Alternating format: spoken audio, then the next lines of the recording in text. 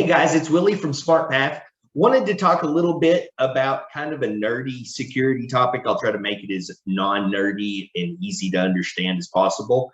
But it's something that we're beginning to roll out to you all if you're our clients. And even if you're not, it's something that most small and mid-sized business owners need to know about. Even, you at home, you probably need to know about. And specifically today, we're going to be talking about two-factor authentication.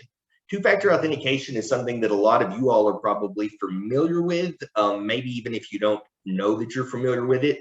The way that most people are come in contact with two-factor authentication, is through logging into their bank. So, I'll pull up my bank website, put in my password, and then typically my bank is going to text message me a code, like a 6-digit code. I put that in, and then I'm able to log into my bank. Same concept, logging into the account on your computer, logging into your Amazon account, your PayPal account. And specifically what we're going to be, rolling out to a lot of our clients, and I wanted to show you a little bit today because a lot of people just don't understand it, is what it looks like to utilize two-factor authentication to actually log into your computer. So I'm going to share my screen with you here. Give me just a second. You're going to see some artwork from my little girl, Brooke. Let's share the screen over here. So kind of the philosophy behind two-factor authentication is it's something that I know my password, and then it's something that you possess. That could be perhaps a fingerprint or another biometric type thing. It could be a cell phone to get a code. It could be an access card or an RFID card. And what I'm going to show you is what we're going to be rolling out to a lot of our clients, two-factor authentication for your computers and to log into your computers, and exactly what does that look like. So as you can see my screen here, I'm going to log in just much like most of you all would, put in my name, put in my password, something that I know my password. And when I go to log in, what you're going to see is I have a box on my screen with some options: send me a push, enter a passcode, that kind of thing. Has the last 4 digits of my phone number up here. I'm going to actually show you my cell phone screen. I use an iPhone, works same on an Android. So there, you ought to be able to see my cell phone screen right now over here on the right-hand side. So I'm going to say, send me a push. So when I say send me a push, let me pull up the phone again. You're going to see I have a notification now. I'm going to tap on that notification, and it's going to bring me up to a screen on my phone that says, hey, somebody's trying to log into your computer. Is this you? And so I'm going to say approve. When I say approve, then you'll see I'm able to continue to get logged into my computer.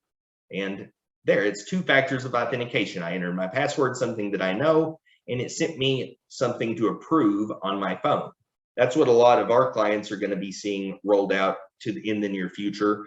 And it really does protect your accounts. It's a great thing to do, and it is great security functionality. To give you an example, let's connect back in here and put in my password. And we're going to say perhaps that, let me see if I can get rid of that on-screen keyboard. I'm not sure if I can. I think I can maybe. That's okay. It doesn't bother us. So we're going to say, again, send me a push. We'll come over here to my phone. So when I say send me a push, I'm going to unlock my phone here.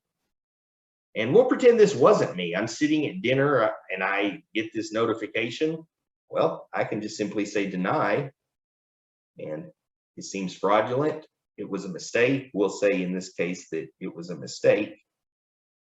And you'll see, not able to log into the computer. Dismiss, exit out, login request denied.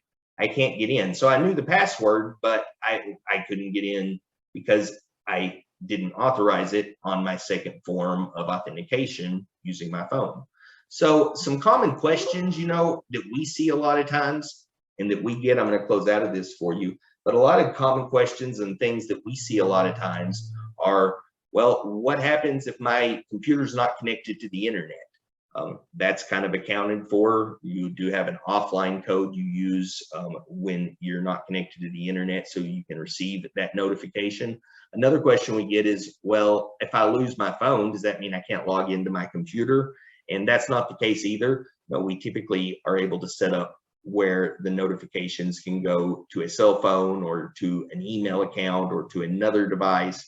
And it's always a good idea to have two-factor authentication set up on all your devices. One thing for everybody that's important as well, it's a great idea to have two-factor authentication on just about any account that you have that will support it. Facebook supports 2FA, as does a lot of other social media. Snapchat, you can do two-factor authentication. Your Amazon account, your eBay account, your PayPal account, all of those kind of things, they all support two-factor authentication. Really a smart thing to do. Your password gets out, it's on the dark web, you used it on a website, that website gets hacked. Well, that means that now then somebody still can't just take that password that may be out there somewhere that somebody else may know and get into your stuff. So like I said, our clients are going to see this rolling out in the near future. If it's something that you're interested in, by all means, give us a call. Hope this kind of explains it, demystifies maybe just a little bit what two-factor authentication is, and appreciate y'all hanging out with me. I'll have some more videos for you soon. Thanks, guys. Have a great rest of the day.